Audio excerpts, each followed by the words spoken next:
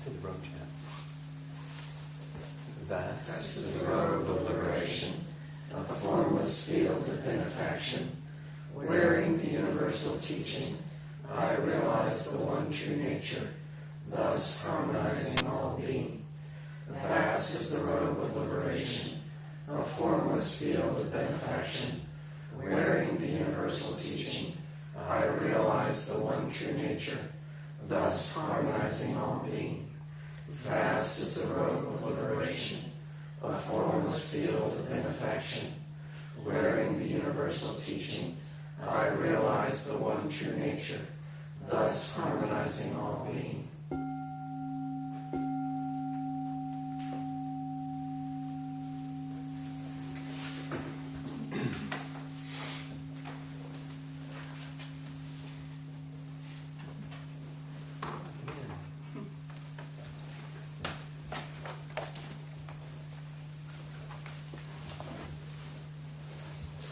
For how many of you was that the first time you heard that chant?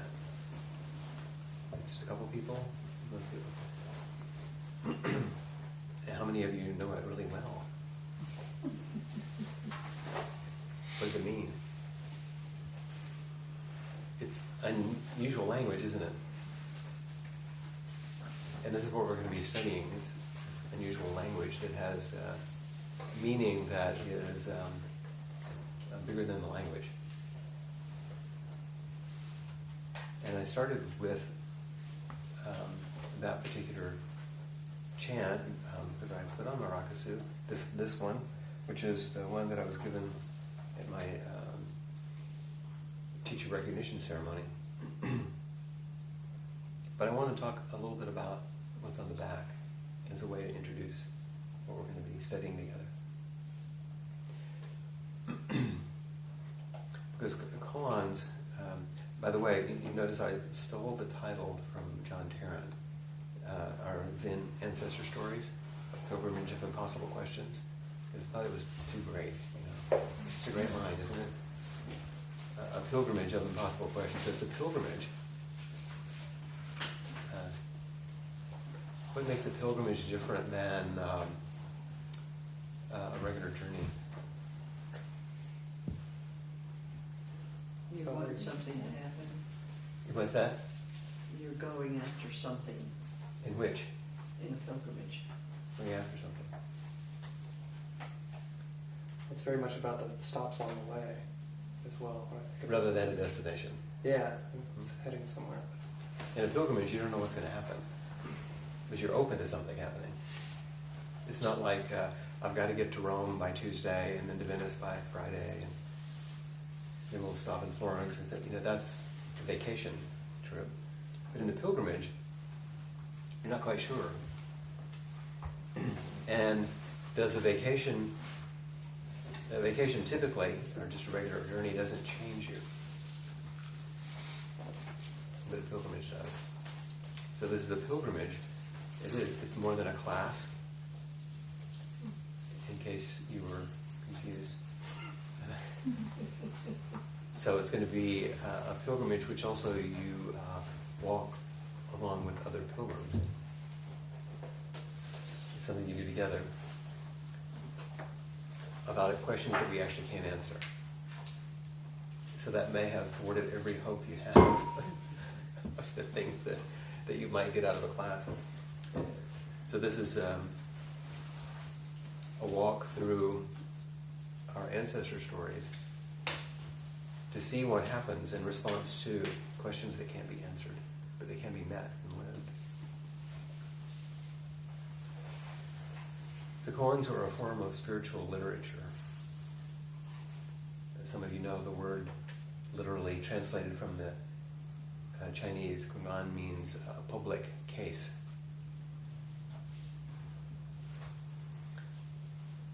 And they're offered to show us something about our life, but you only learn something if you respond to the stories. The story isn't what is important. It's how you respond to the story. It's your relationship with the story. So these are very relational and alive. You know, the Camino in Spain, what's it called? The whole thing's good.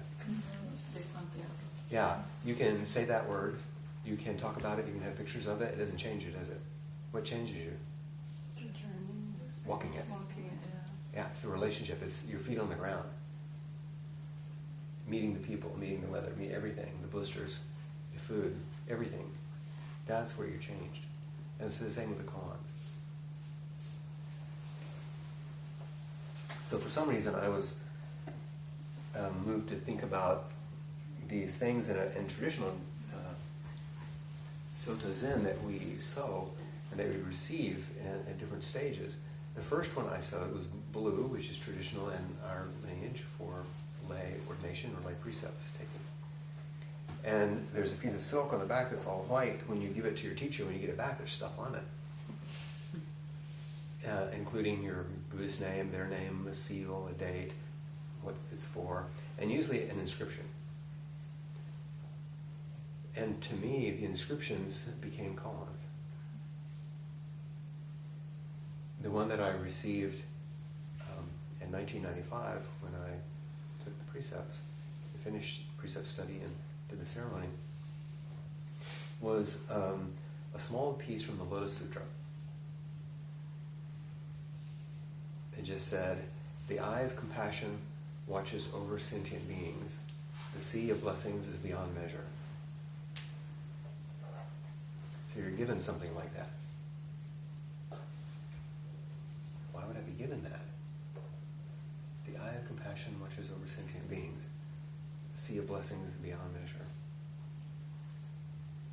And then I got a name, and there's two names, and typically the first name is the name that indicates something the teacher sees in you, and the second name is where they're sort of nudging you. So I looked at my name, Jigen Koshin, compassion source, boundless heart. Source, boundless. Suddenly there are words. Simple words that I'm taking out, and I'm like, what does that mean? The eye of compassion watches over sentient beings. The sea of blessings is beyond measure. There's something about, obviously, compassion. There's something about watching over. There's something about being the source of something, and also an expression of something. So what happens with koans is often you'll hear a story, you'll get a phrase, and you take a word and you start working with it, sitting with it, chewing with it, living with it, and breathing with it. Years later, at ordination, when I took priestly vows, I sewed another one, a black one, and on the back was one line from something written by Dogen. And this is another way that koans work. Sometimes you may get one line out of a piece of literature. It came from the Zazen Shin, which I can post this stuff so you can get it. You don't have to worry about writing it down. Here's my line. Realization, neither general nor specific, is effort without desire. Realization, neither general nor specific, is effort without desire. That's what she chose to write on the back of my rakusu on my ordination. Why would that be, do you think? Seriously, what do you think? I don't know. I mean, you're at such a being in the priestly vow that you really got to come on with some pretty strong stuff at that point, I think. Yeah, and what else do you know about me personally? My psychology. Go ahead. You know, I'm a merit badge getter, right? I have 3 graduate degrees, I have all this, effort without desire. Someone who has perfectionism as part of their psychological work, that, realization, neither general nor specific, is effort without desire. So I look it up. I go back to the story. This is not everyday language. The essential function of every Buddha, the functioning essence of every ancestor, It moves along with your non-thinking and is completed in the realm of non-merging. As it moves along with your non-thinking, its appearance is immediate. As it is completed in the realm of non-merging. Completeness itself is realization. If its appearance is immediate, you have no defilement. When completeness is realization, you stay in neither the general nor the particular, if you have immediacy without defilement. Immediacy is dropping away with no obstacles. Realization, neither general nor particular, is effort without desire. Clear water all the way to the bottom. A fish swims like a fish. Vast sky, transparent throughout. A bird flies like a bird. This is not ordinary literature, is it? And yet there's something, as you listen to it, there's something there, isn't there? Even from the first line, the essential function of every Buddha, the functioning essence of every ancestor, before you even get to what that's about, it's like, oh, the essential function of every Buddha, the essential essence of every ancestor, our stories, what is this? And it says it moves along with your non-thinking. Uh-oh. And is completed in the realm of non-merging. And then it goes with more difficulty from there. But it's quite lovely, isn't it? I'll make sure that I send it out. Some of you may already have it. You want to go check? He's fine. He's just taking his jacket off. Okay. And I love that part at the end. As I got to it, I noticed Leela broke into a smile. Clear water all the way to the bottom. It's lovely, isn't it? A fish swims like a fish. Vast sky transparent throughout. A bird flies like a bird. After all the complex language, you hear this invitation.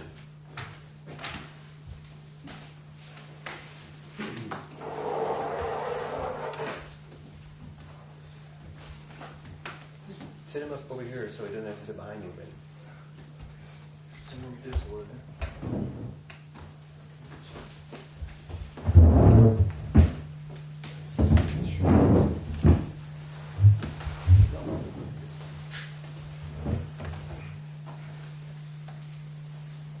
it's a beautiful imagery of freedom, isn't it? And the freedom of the thing being itself. A fish swims like a fish. A bird flies like a bird. But the freedom is in the thing being itself, not something else. So that was my second moccasin. First, there's this thing about the eye of compassion watches over sentient beings. The sea of blessing is beyond measure. Something about watching and spaciousness. Then this realization, neither general nor specific, is effort without desire. As I take vows, I'm having, what is this effort without desire? What is effort without? What is desire? What is effort? What is realization? What does this general and specific thing mean? And it comes out of this literature. Finally, I have the teacher acknowledgement ceremony. Even this is a bit of a koan. You see how the fabric is all different? I can't remember whose is whose. You remember which one is yours? No, I don't. I never knew. Oh, you didn't know about this one? I mean, I didn't. I never knew Which? where mine. Yeah, I'm not was, sure where- if anybody knows really. Yeah. Like one of these, do you know what it came from? My priest robe. Yeah, fabric, same yeah. fabric from her priest robe. One of I think this one is actually from Jill Wilkinson's cloth that she used for oryoki. There's something, everybody's something. There's a little piece from them. So this is how a sangha is made, isn't it? This patchwork robe. So what she wrote on this one is longer. There's lots of words on there. And this is what's on there.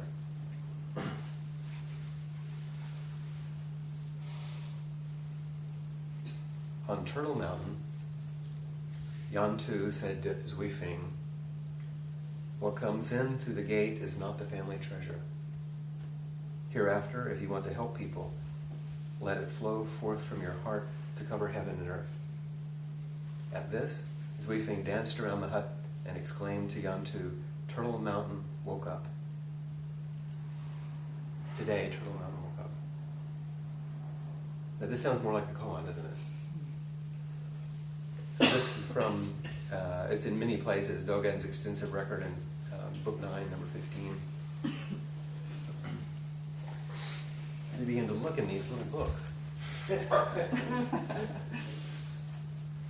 And you hear these stories. And there's a larger story around this one. Yan Tu and Zui Fing were trapped in a little hut on a mountain in a snowstorm. And Yan Tu was kind of, he'd practiced a long time and he kind of hung out. He was relaxed. And Zui Fing was like sitting in zazen the whole time. And Yan Tu is basically saying, dude, relax. Why are you working so hard here? And they had this interchange. Because Zui Fing was working so hard. And finally Yan Tu said to him, look, what comes in through the gate is not the family treasure. What's the family treasure? What's the gate? What comes into the gate is not the family treasure. Like if you think of a temple, for example, what comes in through the front gate is not the real deal. Right? Not the where does the family treasure come? What is the family treasure? Hereafter, if you want to help people, okay, my teacher is giving me authorization to teach. Hereafter, if you want to help people, let it flow forth from your heart to cover heaven and earth. The eye of compassion watches over sentient beings. The sea of blessings is beyond measure. Realization, neither general nor specific, is ever without desire. Hereafter, if you want to help people, let it flow forth from your heart to cover heaven and earth. At this, Zui Fing danced around the hut and exclaimed to Yan Tu, today Turtle Mountain woke up. They were on Turtle Mountain. Turtle Mountain woke up. He didn't say I woke up. What's this Turtle Mountain waking up thing? You getting warm under the lights here? You a little warm? Yep. Okay. Yeah, turn down a little bit.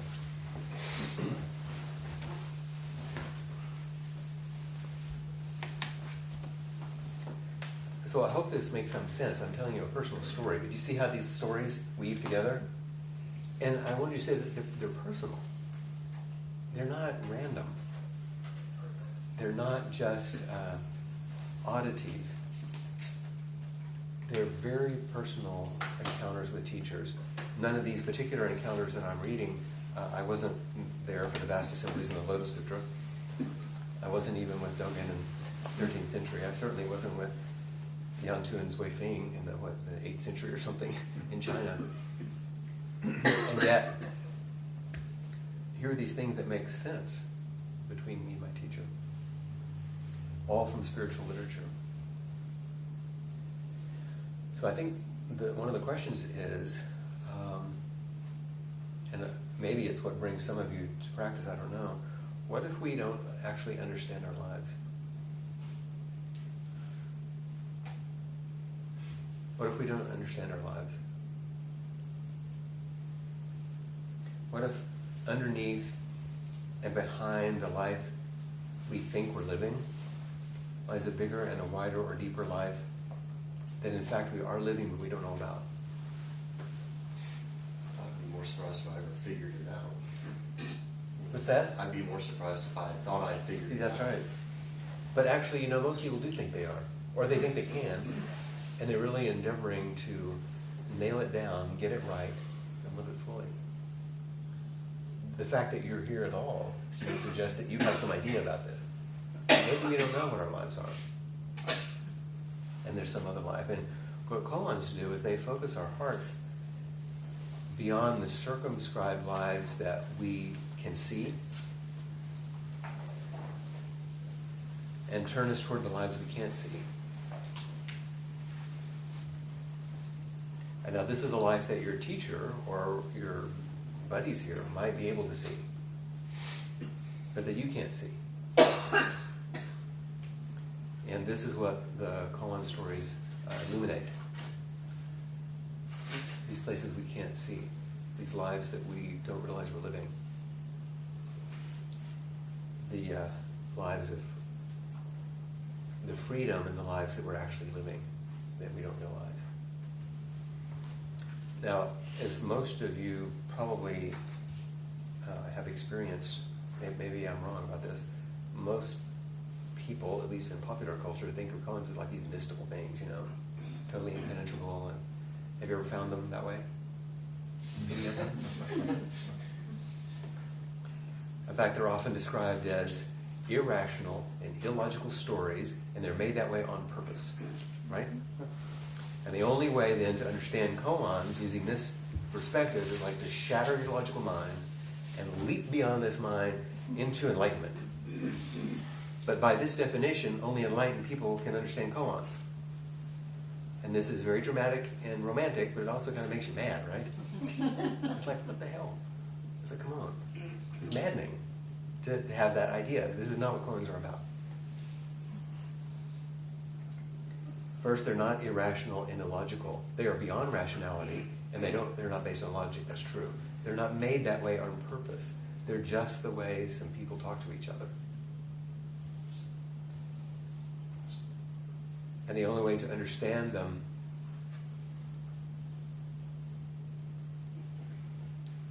has nothing to do with understanding them. You're not going to understand them in an ordinary way. You're not aiming to understand koans. You're not aiming to understand koans. You're not aiming to understand. This is not what they're for. We have a relationship with them. Remember I said they can only do the work if you respond to them? And enter a relationship with them, and then they enter the misunderstood currents of our lives and open those parts of our lives for us.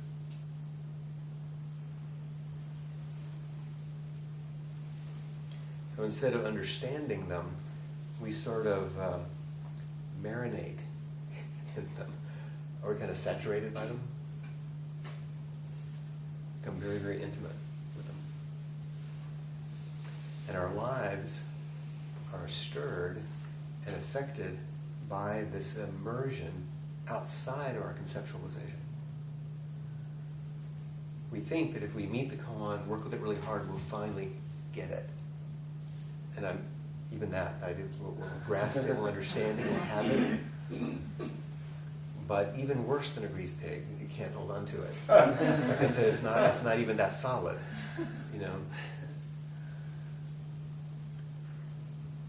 The shift is outside of conceptualization, it's outside of rationality. But you don't have to shatter anything or give up anything. It's also not necessary to understand the koan or the commentary for it to do its work on you. This is very relieving. The understanding isn't required for it to transform your heart. It will do it all by itself if you live with it. Now, you have to remember that these things were offered, at least in training situations, with an assumption. And the assumption was that the people receiving them for use in training were involved in some sort of Zen life, usually a monastery. So that's the background. You have these odd stories of these strange things, but there was this background assumption. If you got this, you were probably sitting a lot of zazen, working with a teacher, living in the community, all this stuff, which in everyday life, people read them and go, this is just crazy. But if you're working deeply in your own meditation practice and with a teacher and studying the literature that surrounds it, that's why I was showing you, if you pick up a piece of literature and read where these things come from, at least they start to have a context for you to relate to them, not to understand them. It's more, instead of understanding, it's almost like dancing or wrestling, or lying about or piling on or something, It's almost physical. So these were some of the assumptions. Is this making sense? At least some of it has to make sense, right? So that they're coming from the koans that we read are a part of a larger piece? Sometimes they are, and sometimes they're not. Sometimes all we get is a little piece. So it's like a part But of they come from a context, a historical context. And so most of the time, the commentaries that you read will be the context. Like when there's a commentary in the book, the commentaries aren't explaining the koan. They're telling other stories that help you reflect on the koan, or what was happening before, or what happened after, or what happened with one of the other students. And so sometimes they're just a line or a word, but sometimes they're larger stories. What's the difference between koan and haiku? A haiku is a kind of specific kind of poetry that has, 3 lines and a specific number of syllables, and so it's a poetic thing. A koan is just a story, a public story between a teacher and a student. So haiku is not a general term for poetry. Yeah, haiku is a kind of poetry, specific kind of poetry. Sometimes haiku can, you can use one as a koan. Yeah, that's what I've seen before. You definitely can do that, but they don't have to be. It's a kind of poetry into itself. So how do you work with them? If understanding isn't it, then what do you do? By the way, I'm going to give you a lot of this kind of overview and orientation tonight. And from here on in, we're swimming in deep water. All I'm saying is, here's this shore, there's that shore, here's the channel, go. You know. I'm already frustrated. Great, we're doing a good job. Okay, here's an example of how you might work with them, and I'm going to back up and tell more about them in a minute. But usually you take a significant word or phrase, like the examples that I was giving you, out of something that you've been offered. That is the essence of the koan.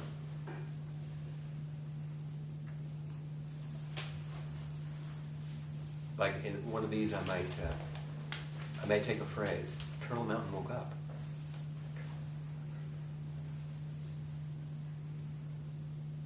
What is that? Realization, either general or specific, or effort without desire, or just desire. Just take a word or a phrase, and it stays with you. It becomes your friend. You carry it with you everywhere. Washing the dishes, cleaning the house, going to work, coming home, eating dinner, taking care of the kids. It's with you all the time. It's like when you're hip, like a baby,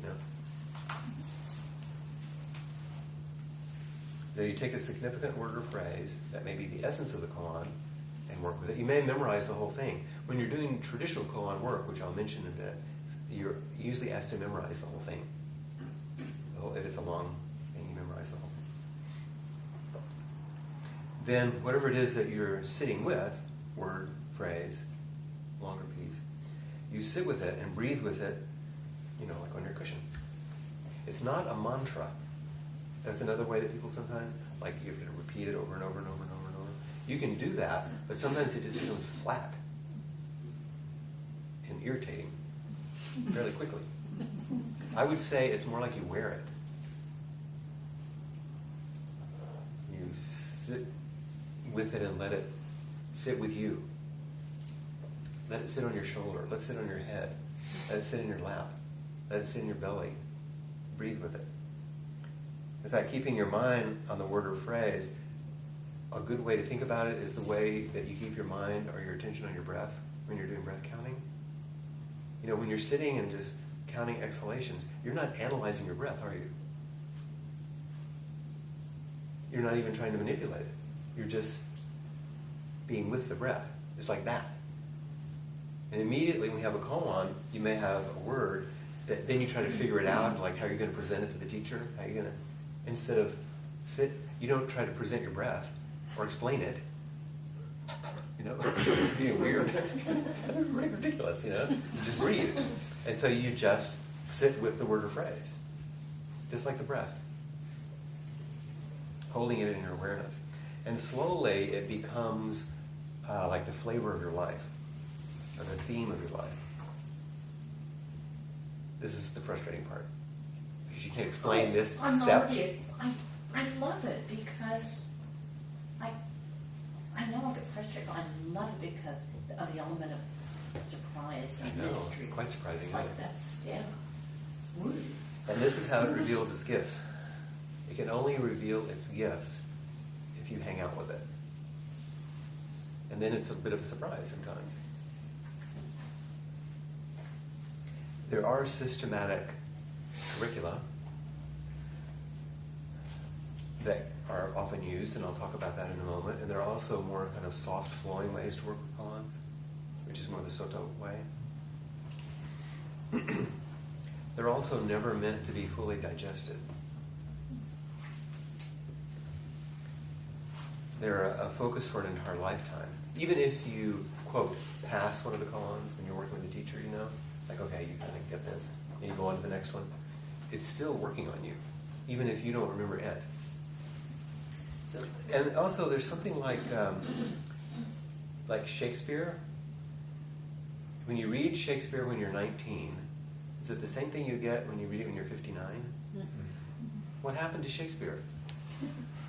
Did Shakespeare change?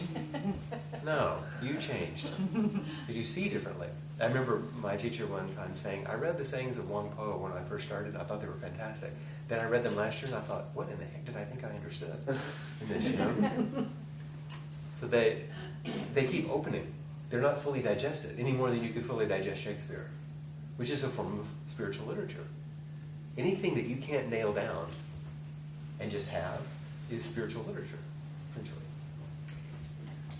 So when you're sort of looking at a key phrase or the most important word or phrase, are you looking at what you think is the most important word or phrase, or are you looking at the thing that jumps to you? Most of the time, I think that those are the same thing. Okay. What's most important is what jumps at you. Okay. Unless your teacher suggests you look at something else. Okay. But what jumps at you is what Is wants to important for dance. me. Right, okay. That's the one going over to the corner and say, can I have this dance? Right. So it's not the analytical. No. It's the, And it's a good idea to say yes.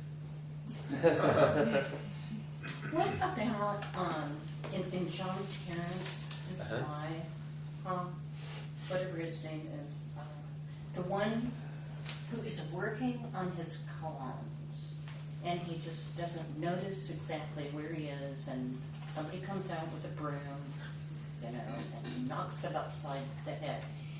He's working on his koans. How many could one work on at a time? One. Oh. You could work on more, but Yeah, it's hard but it enough is- to work on one. But most, yeah, okay. That sounded challenging. Yeah. Yeah, and sometimes you're not working, you're just sleeping. But then there's this surprise. Like, you know, you're sweeping and the rock hits a piece of bamboo, it makes a funny sound, and you wake up.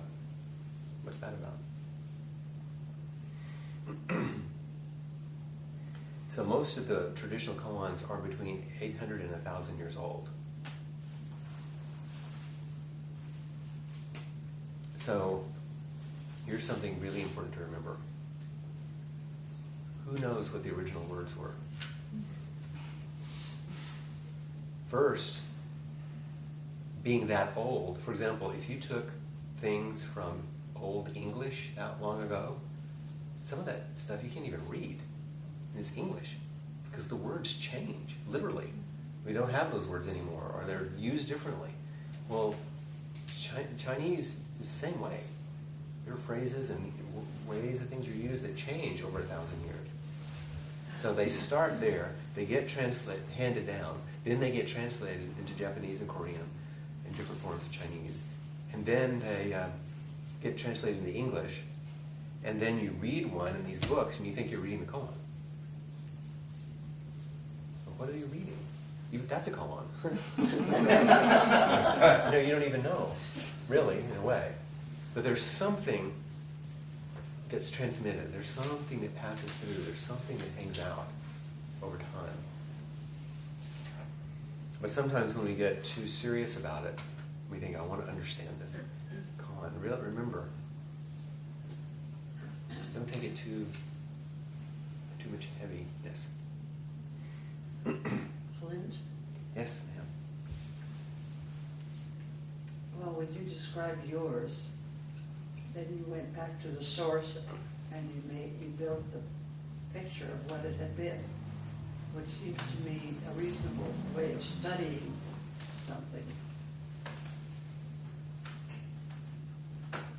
But you're talking about something else, I'm talking about everything. everything. Yeah. I'm just playing with it. They weave back and forth in each other. And even though you were saying how many can you do at one time, you may work with a koan, you feel like you've digested it enough, and your teacher checks you, and sure enough, they feel like you've digested enough, and you go on to another one. But that doesn't mean that they don't start working with each other. If they don't start meeting without you asking them to. Like you didn't set up the meeting, and they show up and meet. You know, I was just weaving them. I could see this if you lived in a monastery and you were doing this all the time.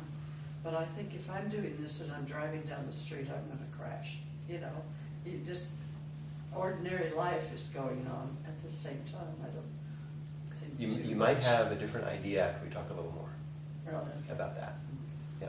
If you're focusing on it to the exclusion of other things, that's not exactly what I mean. Yeah. So we'll talk about that a little.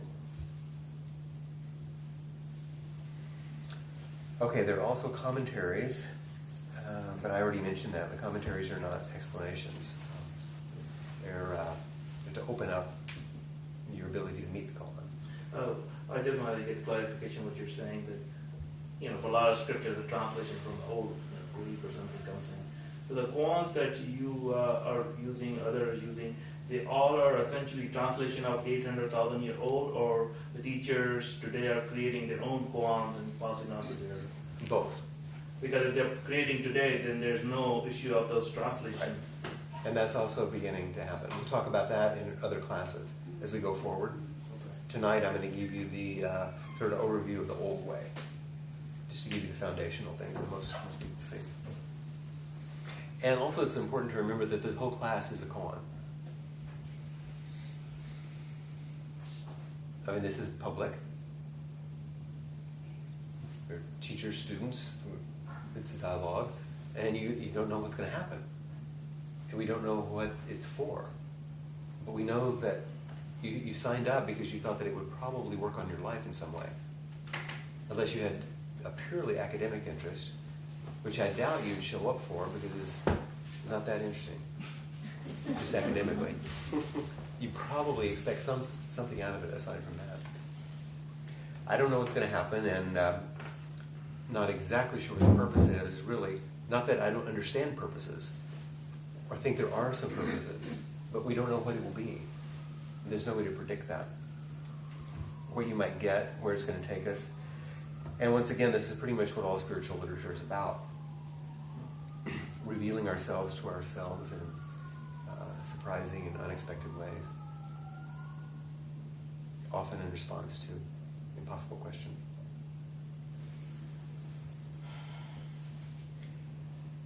Another thing to remember as we look at the overview is that these stories are mainly from our Chinese ancestors and Japanese ancestors who were engaged in exactly the practices that we're engaged in now. They weren't engaged in other kinds of practice. They were engaged in sitting, meditation, and study. Same kind of thing.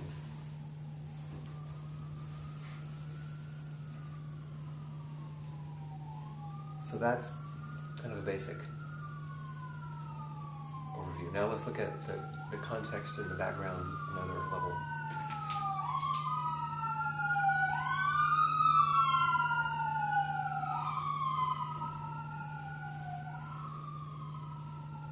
May all beings be happy.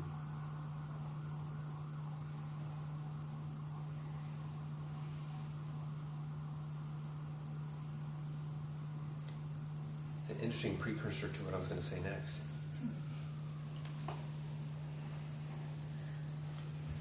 The foundation of suffering is basically the belief that this isn't it. This isn't it.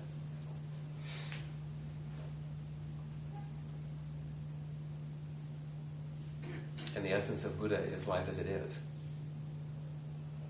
Life as it is, Buddha, this isn't it. Suffering. So how do you bridge them?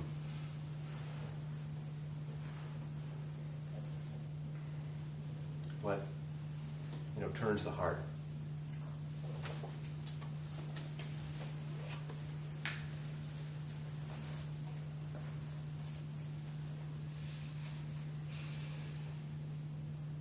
And the goal of the Zen koan is enlightenment, which is a profound change of heart.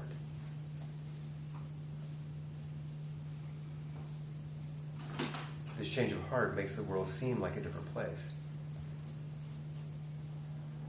With it comes a freedom of mind and an awareness of joy and kindness underlying daily life. The goal is in Zen koan's enlightenment, which is a profound change of heart. This change of heart makes the world seem like a different place. With it comes a freedom of mind and an awareness of the joy and kindness underlying daily life. The eye of compassion watches over sentient beings to see the blessings beyond measure. See what they help people. Let your heart overflow.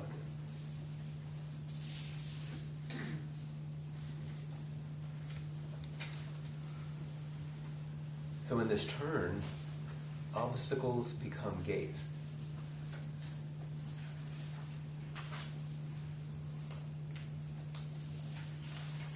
Car crashes become gates. What was that? Car crashes. I mean, that's a dramatic one, but aging, divorce, graduation, birth of a child, falling in love, being dumped, getting a rejection of a manuscript, getting the acceptance of the manuscript. They're all cracks in the self-centered dream.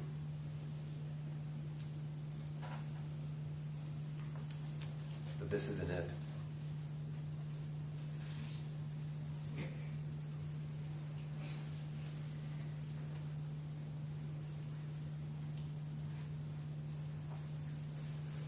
I love this. What we believe about ourselves does not stand up to examination. So there's always the problem of describing our lives in a plausible way. The old teachers named this insubstantiality, emptiness. They thought, contrary to the medieval idea that something cannot come out of nothing, everything we do comes out of nothing. People wait and live inside questions. Mistakes lead through doors. And that's true in my life, man. I've gotten through more doors with mistakes than I have successes. The idea that there's a wisdom that the universe just gives you without reference to teachers or scriptures came from Bodhidharma. Came to the reader, and it's what's happening right now. So before the class, I went over to Payway. Here's my fortune.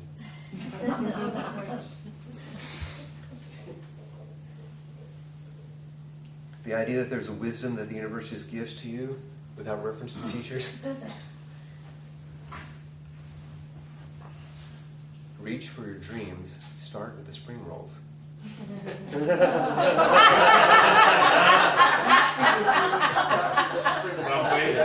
It's silly. It's so silly. But then when you start to think about it, everything you've ever wanted or dreamed about or thought you could achieve starts with the spring roll on your plate in front of you. Right here, right now, just this. You never know where they're going to come from. So obstacles become gates. They crack the self-centered dream. And vulnerability serves as the foundation, not the thing in the way. Say that one again for me. Vulnerability serves as the foundation for the transformation, not the problem in the way. Vulnerability is the foundation, not understanding is the opening. Which is exactly the opposite of our way of understanding things. We can stop being vulnerable and get solid. And understand something, then you're getting somewhere. nowhere, fast. So not only do obstacles become gates, but in this move from this isn't it to life as it is, we find that the richness of life is already present. Spring roll. Life is offering itself to you fully every single moment. It is not holding back and never will. You're being given the entire universe. Every single second. You've been given a life, a body, and these circumstances and everything that's happening, and it is not holding back. If you think it is, that's some idea you have of how this isn't it, and it should be some other way, and then life would be giving you everything. It's giving you everything. It doesn't hold back, you do.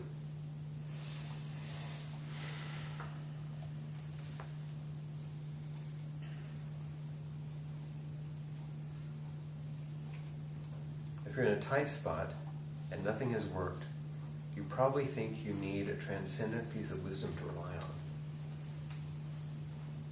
You might think you need a foothold or a handhold. You might think you need to improve yourself or your skills in some way.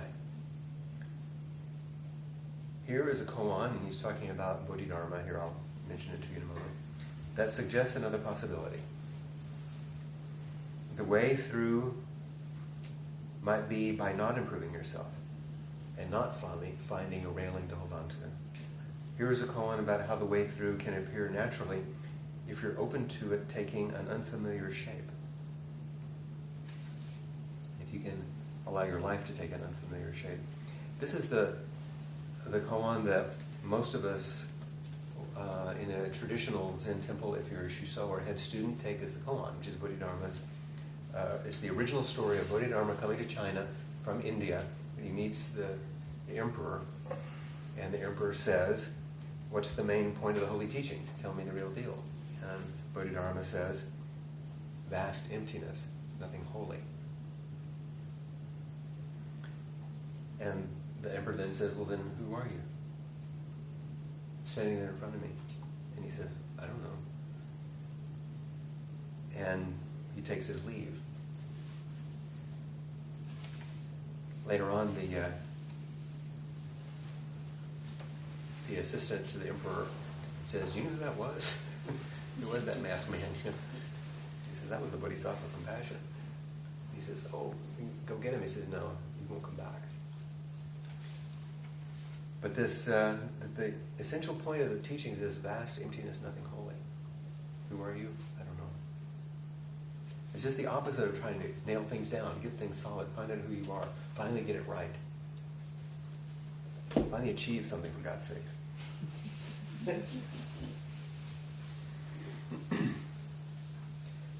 Obstacles become gates. The richness of life is already present, and making room for the unaccountable rather than the predictable is probably a good idea. This emptiness thing. Well, emptiness is what's left when you take away the thoughts and beliefs that you've constructed around an event. Not knowing is a way to move in the absence of such thoughts. It's a creative possibility. Not knowing who you are allows you to meet an event without pretending it's something else. Something that happened before. So you get prediction. Then you might experience just what is happening. Life as it is. Something unpredictable, delightful, dangerous, safe. Eating a spring roll or walking down the street.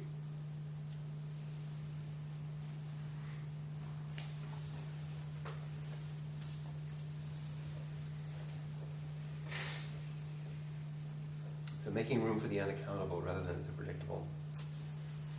Realizing that the richness of life is what's here and it's always present and it's always offering itself to you, and being willing to move closer to the obstacles and vulnerabilities as a gate to freedom. Those are, I think, some of the primary bridges between this isn't it and life as it is. There are also those 8 things, in the handout I gave you, which are quite good. We can go back over those if you need them. So this is the way it's traditionally been done. If you were in a temple where you're going to do traditional koan practice, this is how it would go. First, the first koan you'll be given is mu. You know this one? Jajo, Matsu. The student comes to the master and says, the students have already been taught Mahayana Buddhism. They understand this stuff. They know that everything is Buddha nature. Everything has Buddha nature, right? But you ask the teacher this stuff just to see what they'll say. So the student asks this question that he knows the answer to. He says, does a dog have Buddha nature? Well, everything has Buddha nature, And Matsu says, no. Mu, which really means, in Chinese means does not have. And so, that's the first koan. That almost every curriculum you'll be given. Penetrate mu. What is mu? Stack of books. Here's an entire book just on commentaries. Just on the commentaries. It's really quite good. It just came out. And there's some quite good ones. There are old ones, there are ancient ones, there are new ones, there are fresh ones. It's got a dog on the cover. And it has a nice little dog on the cover. It's the first one in the first collection that you're usually given, the Gateless Gate, or the Mumonkan. Starts with Mu.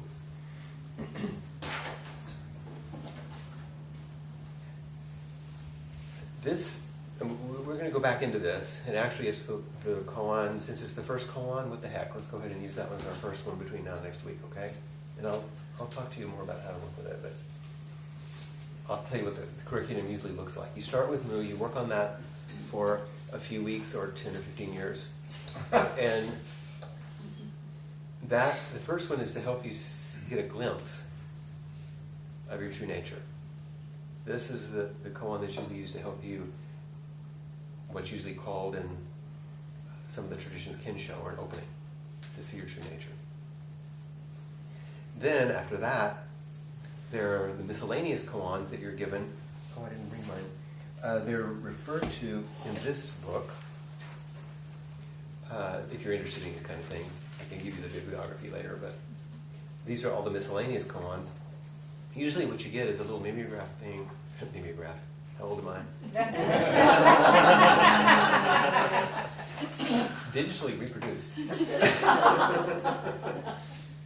In other words, not a bound of these koans, because that's how in the teacher with whom I did some koan work, that's how it was given out. Because it wasn't in any other book. This particular teacher, Elaine, is a Catholic nun, who's also a Zen teacher that specializes in koans. The person that I did some koan work with is Ruben Habito, who wrote the foreword to this collection by Yamada Roshi on the Mumonkan. Ruben was a Jesuit priest from the Philippines, born and raised in the Philippines, became Jesuit, did all that. He was sent by the Catholic Church to Japan. Bad move. A lovely move. He went to Japanese university, got a degree in Buddhist studies, met Yamada Roshi in Kamakura, began to study with him, became one of his Dharma heirs. Now he is the senior teacher at the Maria Kanan Zen Center in Dallas. It teaches at Perkins School of Theology at SMU in Methodist University. This Jesuit Zen master. He's he's the real deal. He's an amazing person. I started working with him many years ago, I can't remember how long, and we got about that far through the Mumonkan, about that many koans, until I just got too busy and I didn't go back. So I'm a horrible failure in koan study, but he showed me and taught me what it was like to at least be in that process in a formal way. Starting with Mu, then, on the little, what I call mimeograph sheets, he wrote the day that he passed me on Mu on there, put his name on it, and it took a special thing. Then we started on the miscellaneous koan. And these are basically koans that check to see how well you begin to digest and integrate Mu. Then, once you pass all of those, then you start on the collections. The Mulan Khan is usually the first. You go through all of these. There are 48 of them. Any one of them can take, God knows, they're beautiful. There are different orders. The next is often the Blue Cliff Record, another collection, some of which overlap, by the way. And this is 100 more. It's 100 more with commentary and context and 100 more of the stories. explanation, Mm-hmm. interpretation, I don't know. I guess I'd have to look at the book to find out. Find out what? What they're like? Yeah. Okay, here's the one that I had my marker on. This is case 14, Yun Men's appropriate statement. A monk asked Yun Men, what are the teachings of the whole lifetime? Yun Men said, an appropriate statement. That's the koan. Then there's a long commentary. Then there's a verse that's usually written, and sometimes commentary on the verse. Here's the verse. I'll read the verse to you. Oh, it's kind of long. Never mind. You never know. So, Then after this, then the Book of Serenity is the next collection, 100 more. And if you're in our school, there's also Dogen's extensive record, which has all of those. And then there's Keizan's transmission of the lamp, which is all of the studies of how Zen was transmitted from one generation to the next. Really by Hakuin in the 18th century? 19th. 18th, somebody. He began to, I mean, these collections were there, but he reintroduced it. It was, a lot of things come from that, yeah. And there's the Sanbo Kyodan, which is a lay lineage, which Yamada Roshi was in, which also uses that. And also the Diamond Sangha, which is kind of an outgrowth of that. So Robert Aiken Roshi uses koans quite a bit. So we can dip into that. Yeah. Trove of learning. And the Soto lineage uses them a lot as teaching stories, but not as this sort of formal, intense koan training in the way that is done in this other. Does that have anything to do with gradual versus sudden? Some. What did he say at the end of the thing that I gave you? Remember? John Tarrant comments on it. Do you remember? That very last, it's like an appendix at the end. You said it doesn't matter. Yeah, he's talking about koan practice as one normally would do it in a traditional way.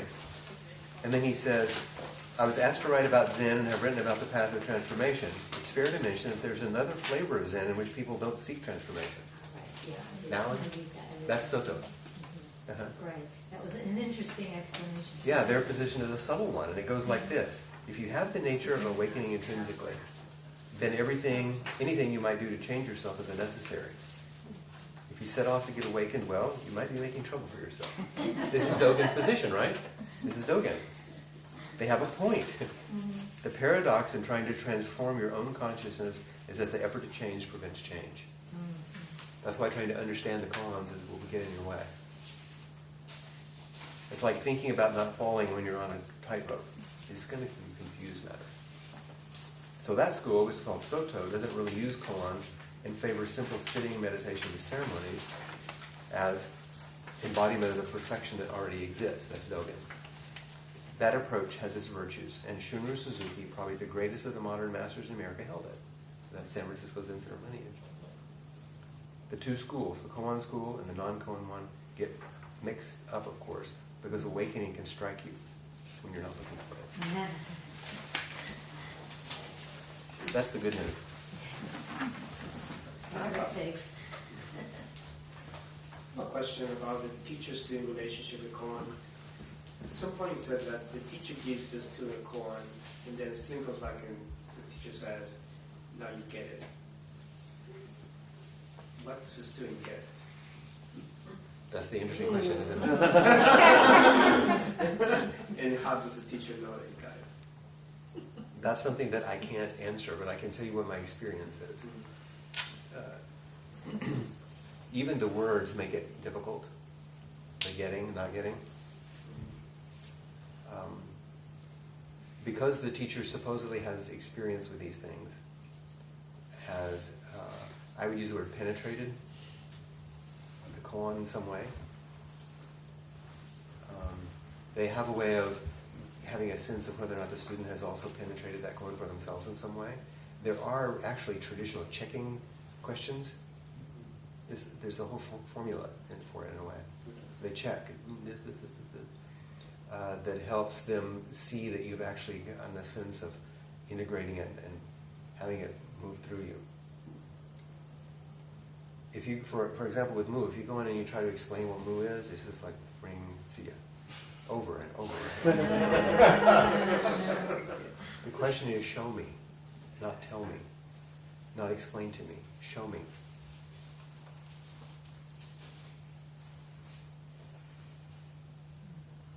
One of the miscellaneous koans that comes after is there's a large temple bell in Japan that rings. Stop the bell.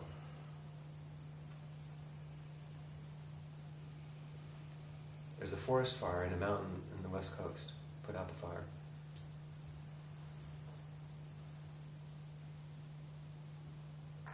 There's a monk in a steel cage covered with oil and set on fire. What does he do? And one of my favorites.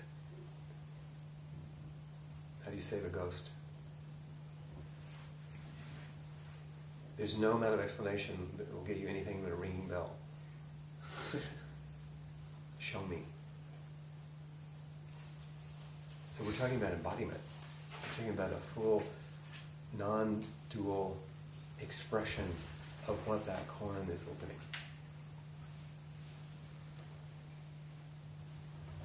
So, my disclaimer, I'm not a koan teacher.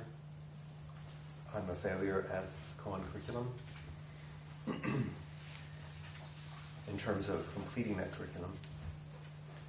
Although many of you know that my use of inquiry is pretty much the same kind of process in a way. But it's using the koan of everyday life. Of a deep question that you can open beyond a solution. Now, I've chosen to use John Tarrant's work as our main resource because the language is so fresh and alive. At least I think it is. It's really unusual, isn't it? The way he writes about this stuff. It's like, wow, that's what koans do. And he writes in a way that helps you get a feel for that. That's why if you read some of the other literature, it's very dense and a lot of it is Japanese or Chinese and it's very like, it's not this fresh kind of destabilizing, opening kind of language. Let's see how much more I want to go into this.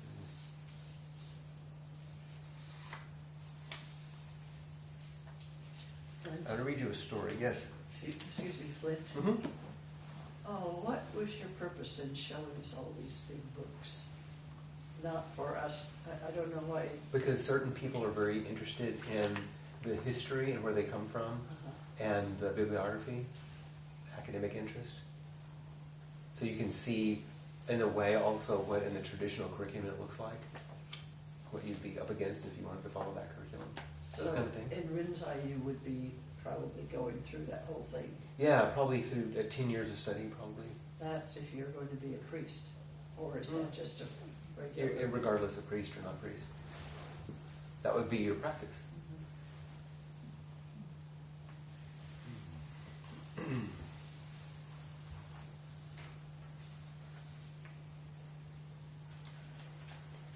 So here's a lovely little story that I think is a a simple and beautiful way of having a feel for what it's like to work with koan.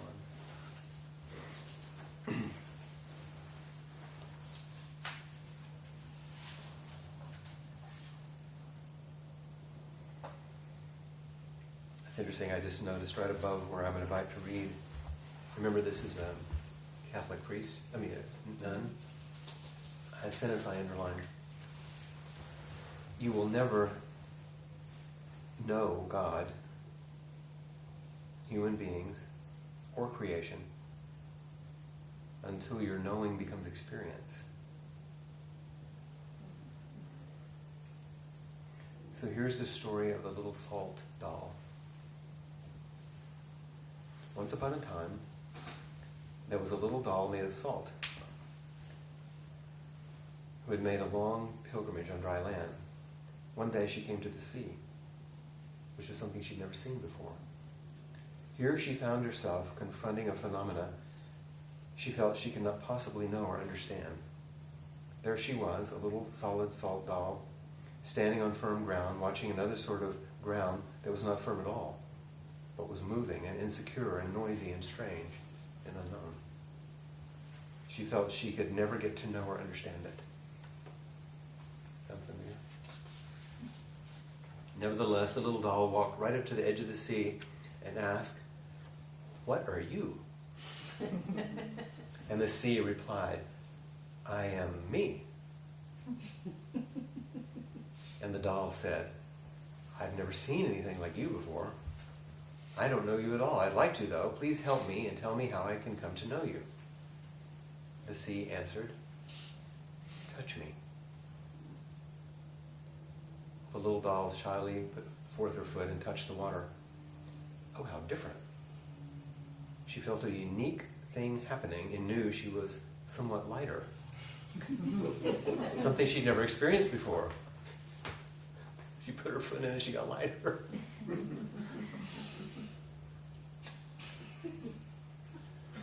But it did give her the feeling the sea was knowable.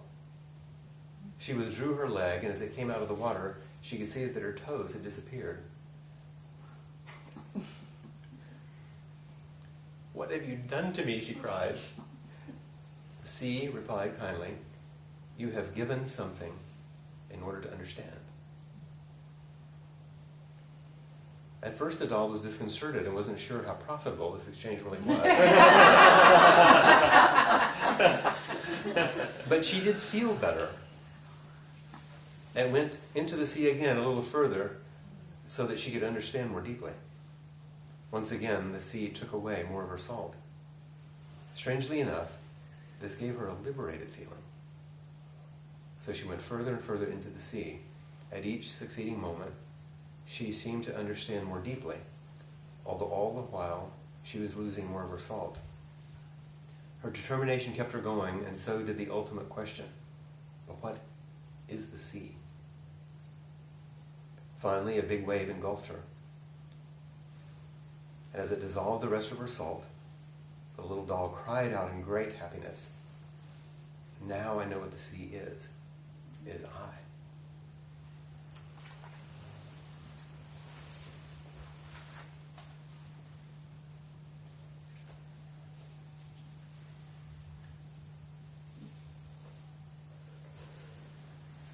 So this is the plunging in and offering herself to an immersion in which there's no separation. Although it won't feel like that in the beginning. It'll feel frustrating and interesting and delightful and perplexing. But at least you won't be stuck in your ordinary stories. At least you'll be freed from the tyranny of certainty.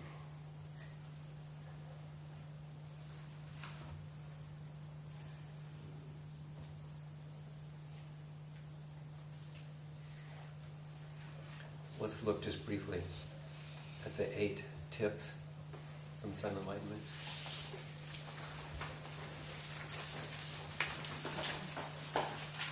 I know you have these, but it's worth saying them out loud.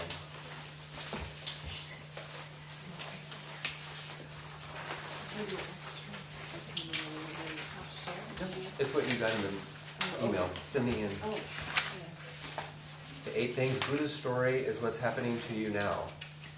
I love that. The journey of the Buddha isn't a literal journey that happened long ago, and it's not what your life will become. It's here now. And paying attention helps you notice that. If you look into the life you have, your looking will lead you into new life. What you meet on the way is part of the way. That's a lot right there. Quite beautifully said. What we're doing now is the whole thing. This isn't a prelude, a beginning, a facsimile thereof. This is it. And paying attention helps you begin to realize that. Just like it helps you realize life is offering itself to you. And paradoxically, it's odd. Number 2, longing to be somewhere else is a virtue. It's like, now wait a minute. Exploded everywhere. Wait a minute. Looking for a fresh start is an ancient and basic feature of consciousness. All art and work of the imagination is touched by it and depends on it. Taking it seriously is a step to finding a new way of being. It's just not the way you think. You know, when he started on this whole thing, at the heart of Zen and of Buddhism is a story, and he begins to talk about the story. And then he talks about how all stories end up coming to an end in this process. So looking to be somewhere else is a virtue, meaning it's what gets you on a cushion, and what gets you to relate to these crazy stories. Number 3, the mind is your friend. Really? Yes. Do you realize that each of these headings could be a koan to work with? Skepticism is real too, and you might as well embrace it. Doubt seems to have an element of longing mixed with disillusionment. However, if you look into doubt closely, it might be your friend. It might lead you to disbelieve the thoughts that keep your reality in place, which might be a good thing.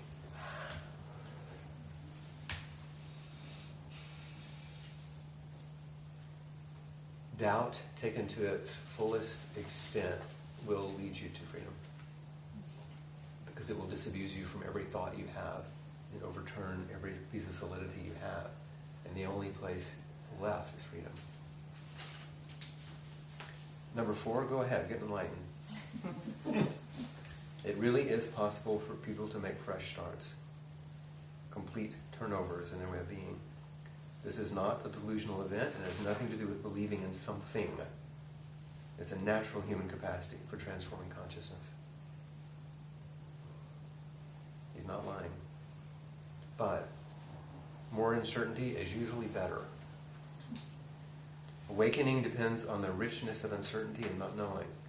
It depends on not being certain that you are confused, suffering, or the wrong person in the wrong place. Number 6, you can learn it. This reorganization of consciousness can happen spontaneously, but it can also be learned or acquired. In other words, actually focusing on this stuff makes a difference. Some people get the idea about this sort of, we're not going to understand the koan. It's like, well, then why bother? You have to offer yourself wholeheartedly and fully to this thing that you can't do in order for it to do it to you. So, number 7, try this method today. You can achieve awakening through immersion in the koan, a story or dialogue that you keep company with day and night. It can't be addressed rationally, and yet it might transform your consciousness. Zen can be a lot of other things as well, but transformation is at the core. And 8, love is real. When the beliefs have fallen away, love and delight show up as basic features of consciousness.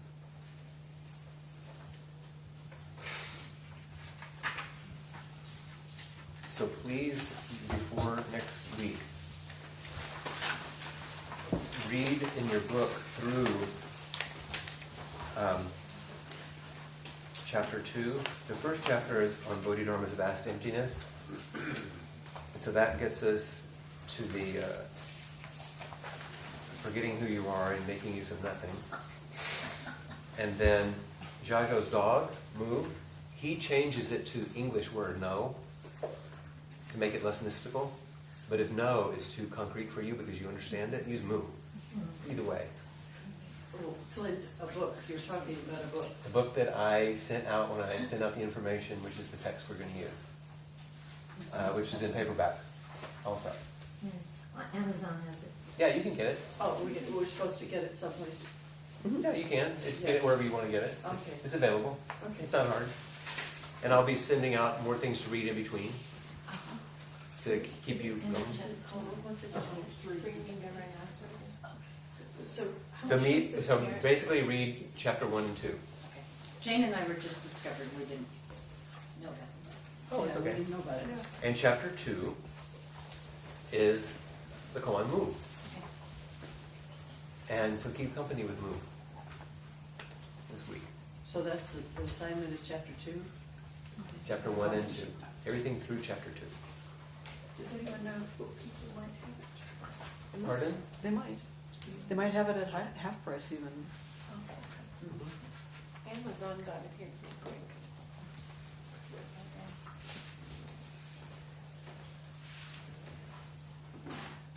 Any last minute questions? Okay. I'm going to end with a poem by a non-Zen teacher about what we are endeavoring to engage in. One of my favorite non-Zen teachers, Hafiz. This poem and this translation by Daniel Hadinsky. It's called All the Hemispheres. Leave the familiar for a while. Leave your senses and bodies stretched out like a welcomed season onto the meadows and shores and hills. Open up the roof. Make a new watermark on your excitement and love. Like a blooming night flower, bestow your vital fragrance of happiness and giving upon our intimate assembly. Change the rooms in your mind for a day. All the hemispheres in existence lie beside an equator in your heart. Greet yourself and your 1,000 other forms as you mount the hidden tide and travel back home. All the hemispheres in heaven are sitting around a fire, chatting, while stitching themselves together into the great circle inside of you.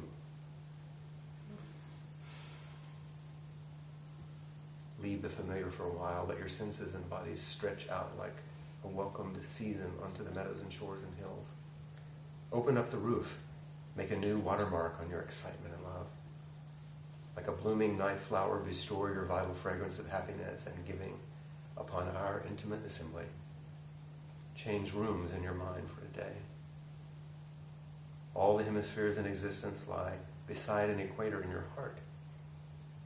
Greet yourself in your 1,000 other forms as you mount the hidden tide and travel back home.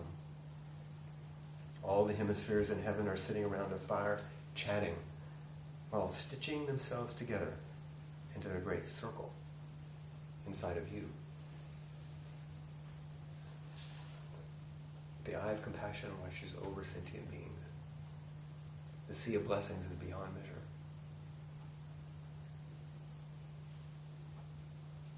Realization, neither general nor specific, is effort without desire.